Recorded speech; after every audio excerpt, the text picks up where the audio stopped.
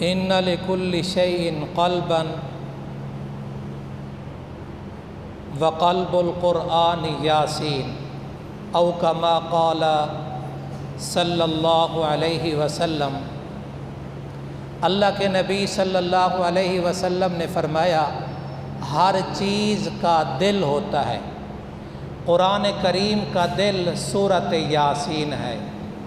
سبحان اللہ۔ تو کہہ قرآن کریم کا دل کیا ہے؟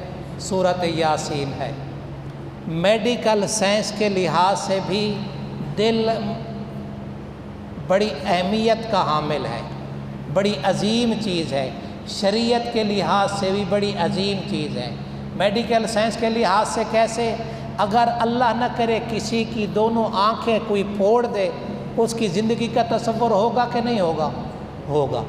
اگر دونوں بازو کٹ جائیں، زندگی کا تصور ہوگا کہ نہیں ہوگا؟ ہوگا۔ دونوں ٹانگیں کٹ جائیں پھر بھی زندگی کا تصور، اور اگر دل کی دھڑکن بند ہو جائے زندگی ختم۔ تو انسان کی باڈی میں تمام اعضاء میں دل عظیم عضو ہے۔ اب ذرا دیکھیں شریعت کے لحاظ سے آنکھ نیکی کریں، ہاتھ نیکی کریں، کان نیکی کریں، زبان نیکی والی باتیں کرے، لیکن دل نیت نہ کرے، کوئی ثواب نہیں ہے۔ اور اگر آنکھ نیکی نہ کرے، کان نیکی نہ کرے، زبان نیکی نہ کرے، ہاتھ نیکی نہ کرے، پاؤں نیکی نہ کرے، لیکن دل نیکی کی نیت کر لے، اس کو نیکی کا اجر اور ثواب ملے گا۔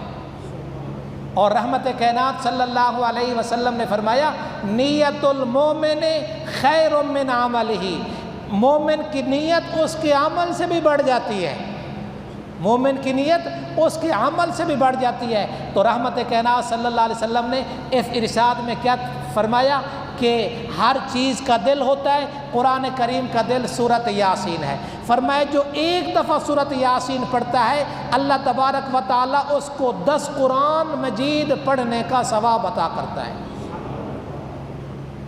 10 قرآن پاک۔ اور میرے آقا علیہ السلام نے فرمایا تعجب ہے، مجھے تعجب ہے، عجیب حالت ہے اس بندے کی جو غم و حزن میں مبتلا ہے، جس کو پریشانیاں ہیں اور سورۃ یاسین نہیں پڑھتا، جو پریشان حال رہتا ہے سورۃ یاسین نہیں پڑھتا۔